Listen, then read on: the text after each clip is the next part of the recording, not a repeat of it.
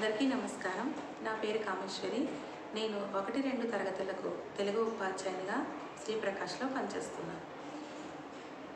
వాన అనే గేయాన్ని ఇప్పుడు మనం పాడుకుందామా?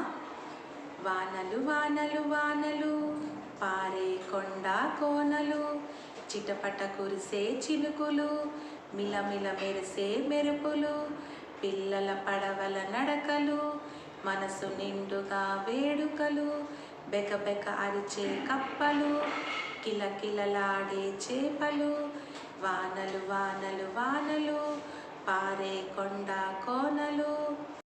మనకి కాలాలు ఎన్ని? 3.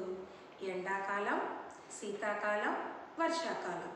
ఎండాకాలంలో ఎండలు ఎక్కువగా ఉండి వేడిగా ఉంటుంది. శీతాకాలంలో మనకి చలిగా ఉంటుంది.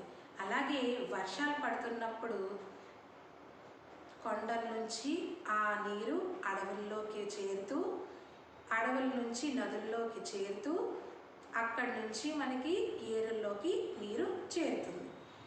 అయితే ఈ వానలు పడుతున్నప్పుడు శబ్దం ఎలా వస్తుంది?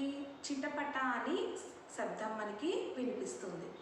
అలాగే వర్షం పడేటప్పుడు ఆకాశంలో మెరుపులు మిలమిలా మెరుస్తూ ఉంటాయి. తర్వాత ఈ వర్షం పడుతున్నప్పుడు ఈ పిల్లలు ఏం చేస్తారంటే కాగితంతో పడవలు చేసి ఆ నీటిలో వదులుతూ ఉంటే వాళ్ళ మనసుకు ఎంతో హాయిగా ఉంటుంది. అలాగే ఈ వర్షం పడేటప్పుడు కప్పలు ఆ వాన శబ్దానికి అవి బెకబెక అంటూ అరుస్తూ ఉంటాయి. తరువాత నీళ్ళల్లో ఉండే చేపలు కిలకిల్లాడుతూ అటు నుంచి ఇటు, ఇటు నుంచి అటు చక్కగా తిరుగుతూ ఉంటాయి.